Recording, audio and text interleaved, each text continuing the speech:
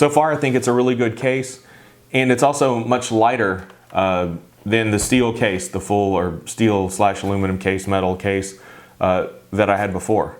So I'm going to now update the rig with some active cooling here on the CPU, or the APU, sorry.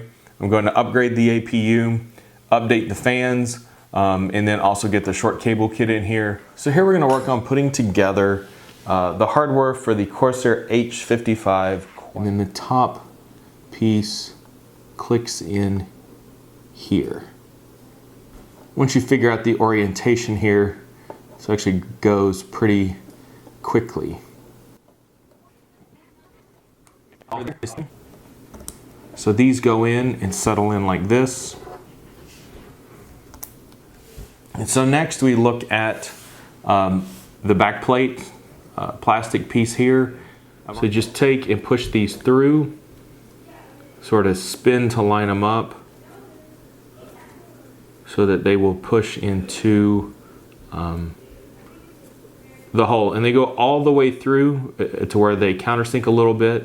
There's enough friction to hold them in there, so you don't have to worry about them coming out. We have the radiator and the block that goes on the CPU. Based on how it's all oriented, it's going to go like this. The radiator will go on the side of the case where there are some mounting points there.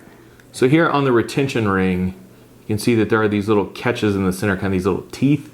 And they actually catch here on these extrusions that come out that actually have a void in there. So once that is held in there, then this clip will come up underneath. Set this on that edge. Then from here, you can just use the thumb screws. So here we go. It is all set and on. Certainly have a bit more or a bit less bulk here in the middle.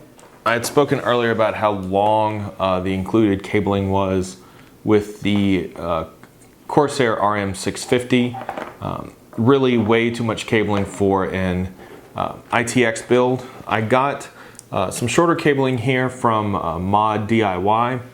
So we're looking at, I believe this is a 30 centimeter versus what's got to be 50 or 60 on the originals here. You can see just how much more that is. I'd never really understood why people went with individually sleeved or premium cables, but I can see now with how sort of inflexible these are compared to how flexible this cabling is and how much easier it is to bend and twist and maneuver. Something else to look at here that eats up just a ton of space in the cabinet is, and I can barely fit it in a shot here, is the serial ATA cable, the SATA cable for power. This is all I need. Another thing to note is that the angle here is straight, which will make going into the drive here, whereas this cable here, as I'm plugging it into the edge of the drive, bending this wire around always puts some stress on the connector there. So from that perspective, not only will this short cable clean up the wire clutter that's in the case, but it will help reduce the wear and tear and stress on the components. So we're gonna get all these plugged up, take care of all of this excessive cabling that comes from the case itself with some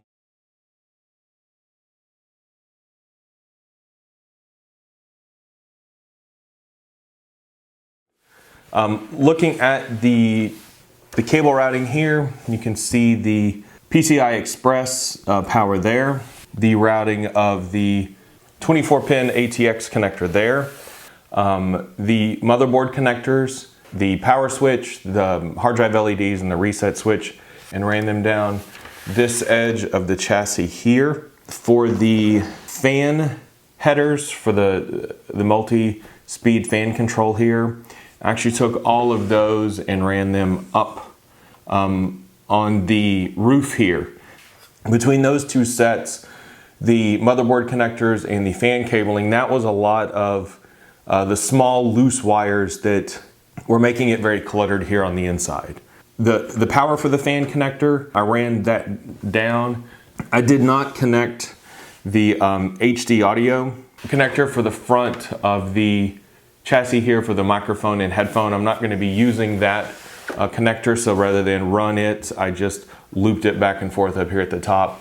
For audio out, I'm going to be using the HDMI audio out, and if I want to do headphones, then I'll be using a set of Corsair wireless headphones, and I can plug the USB receiver right here in the front. 4-pin CPU power right here, and then you can see the cabling here for the closed loop cooler. If I had to do it again, when I bought the cabling from Mod DIY, instead of going with 30 centimeter cables, I would go with 40, and especially on the PCI graphics card, where these wires come in here, this 285 is really about the only length card that will work. Anything further out, you may be stretching the wires too far forward. Anything smaller like the Nano, then I don't think you'd have enough slack to pull it all the way back. The chassis, the case, pretty easy to work in. Again, having two open sides where you can get your hands in on both sides and work with stuff is easy. Installing the graphics card is really easy. Sliding it down, having your hand here, instead of having two hands going this way.